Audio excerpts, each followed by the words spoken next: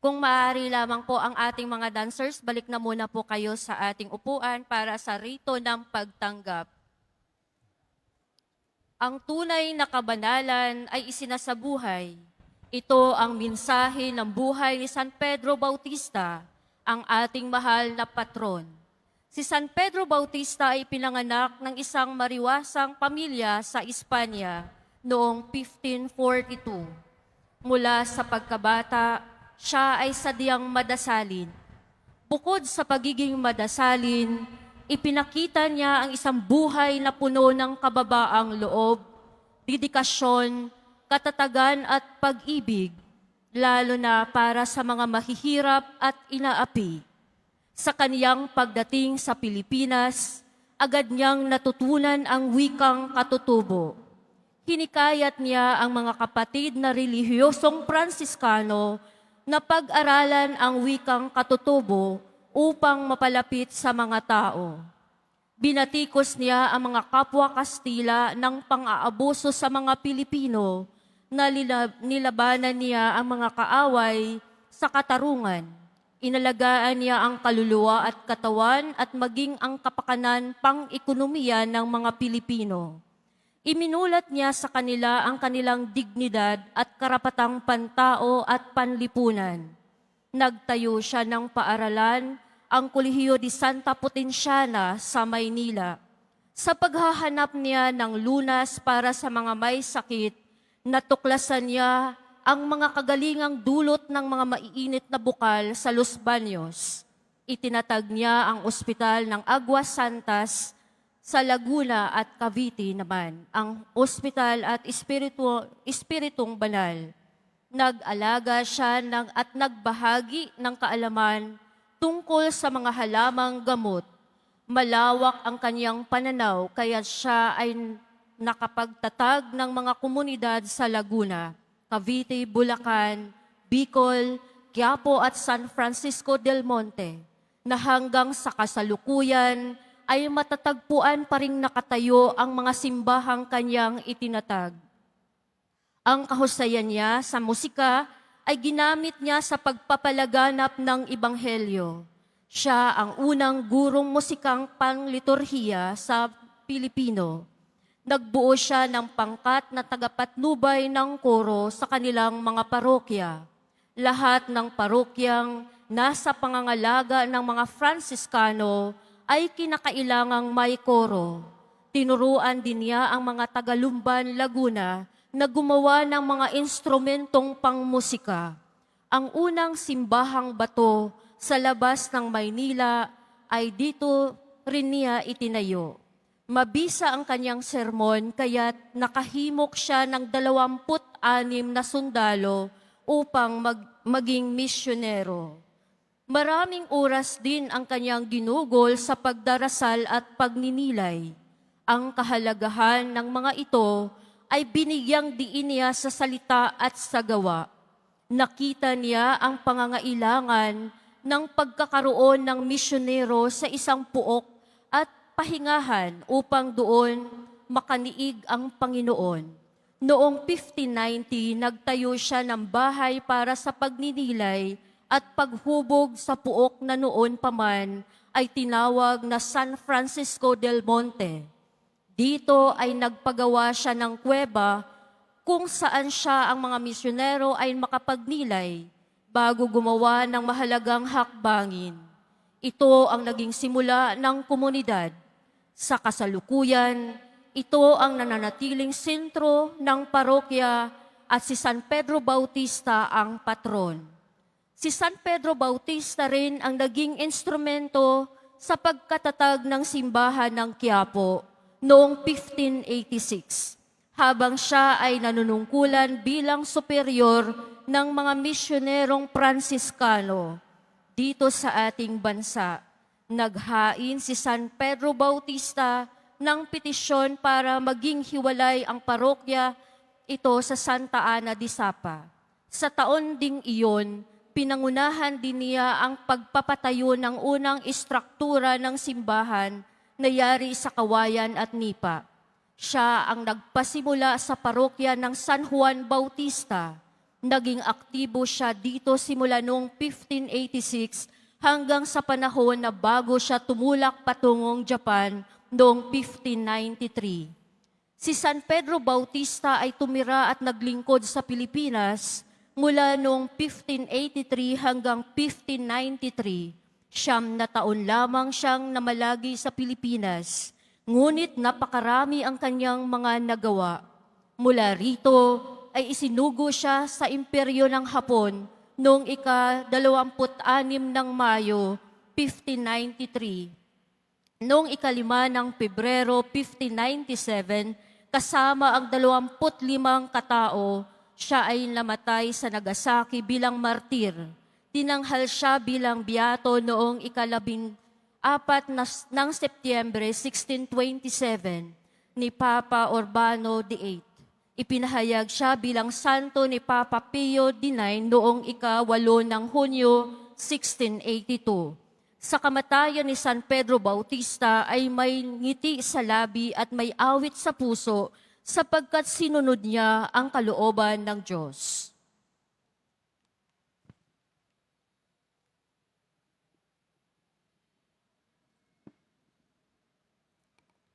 Magsitayo po tayo.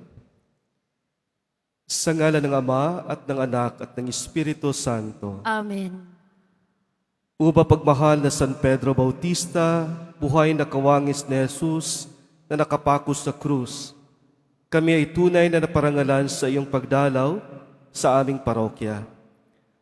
Buong lugod ka naming tinatanggap magiting na kawal ni Kristo at aming hinahangaan ang katangiang ipinagkaloob sa iyo ng Diyos. Kami ay tunay na nabiyayaan sa iyong pagiging pintakasi at tagapagtanggol ng aming simbahan. Naway matutunan namin sa iyo ang pagtakwil sa mga aliw ng daigdig. Maging halimbawa ka nawa namin sa katatagan sa pagpapahayag ng mabuting balita ni Jesucristo. Ang iyong kabanalan nawa ay aming tularan upang aming maisabuhay ang pagiging isang mabuting Kristiyano, hindi lamang sa salita, kundi maging sa gawa. Amen. Sumainyo ang Panginoon. At sumaiyo rin. Ang pagkapahayag ng mabuting balita ng Panginoon ayon kay San Mateo. Papuri sa iyo, O Panginoon. Tinawag ni Jesus ang kanyang mga alagad na talikuran ng sarili, pasanin ang kanilang krus at sumunod sa Kanya.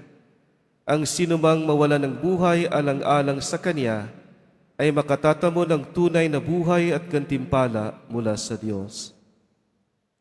Ang mabuting balita ng Panginoon. Pinupuri ka namin, Panginoong Hesukristo. Panalangin kay San Pedro Bautista. O malwalhating martir ni Kristo, pinili ka naming patron at pintakasi ng aming parokya na iyong pinabanal sa iyong paninirahan dito. Naway wag mo kaming kalimutan, kaming nagtataglay ng pananampalatayang ipinahayag mo sa aming mga ninuno at patuloy na nalangin sa simbahang una mong itinayo. Mula sa iyong kinalalagyan sa piling ng Panginoon, ipagsanggalang mo ang aming parokya at lingapin mo ang bawat isa sa amin. Kami nawa ay maging tunay na alagad ng Diyos na naghahatid ng balita ng kanyang pagmamahal sa bawat taong aming nakakasama, higit lalo sa aming pamilya. Amen. Sa tagubilin ng mga nakagaling na utos at turo ni Jesus sa Panginoon natin at Diyos, ipahayag natin ang lakas loob. Ama namin, Sumasalangit ka, sambahin ang ngalan mo, mapasa amin ang kaharian mo, sundin ang loob mo dito sa lupa para nang sa langit. Bigyan mo kami ngayon ng aming kakanin sa araw-araw at patawarin mo kami sa aming mga sala, para nang pagpapatawad namin sa nagkakasala sa amin, at huwag mo kaming ipahintulot sa tukso, at iadya mo kami sa lahat ng masama. Amen. bilang pagpaparangal sa Jesus Nazareno, sabay-sabay nating awitin ang Nuestro Padre Jesus Nazareno.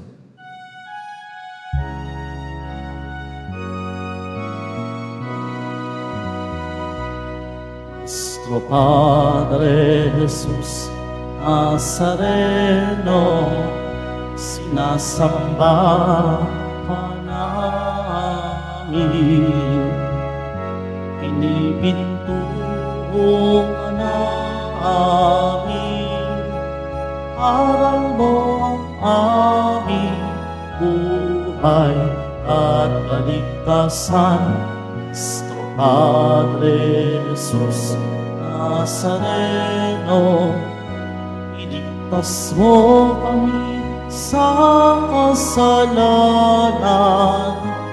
Ang krus mong kinamatayan ay sagisag ng aming kaligtasan.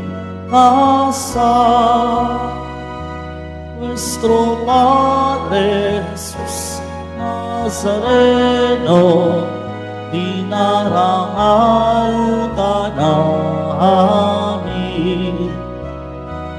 Nuestro Padre Jesus Nazareno, iluwalhati ka namin. Nuestro Padre Jesus Nazareno, dinarangal ka namin. Nuestro Padre Jesus Nazareno, iluwalhati ka namin.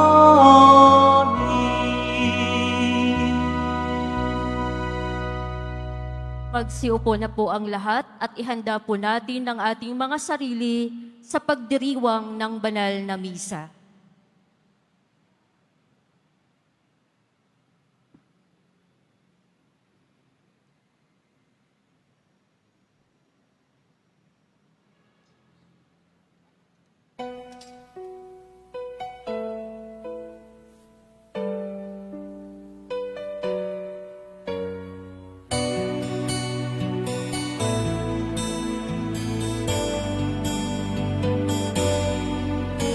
Ikaw ang dakilang patron ng misyong Franciscano.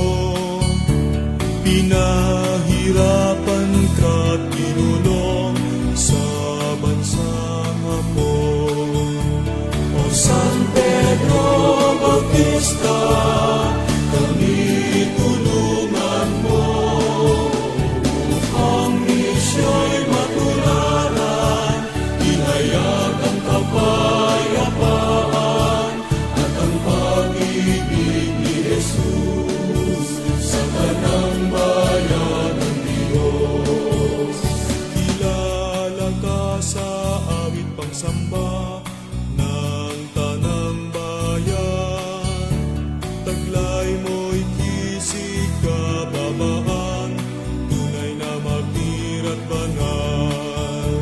O San Pedro Bautista, kami tulungan mo upang misyo'y matularan, ihayag ang kapayapaan at ang pag-ibig ni Jesus sa kanang bayan ng Diyos.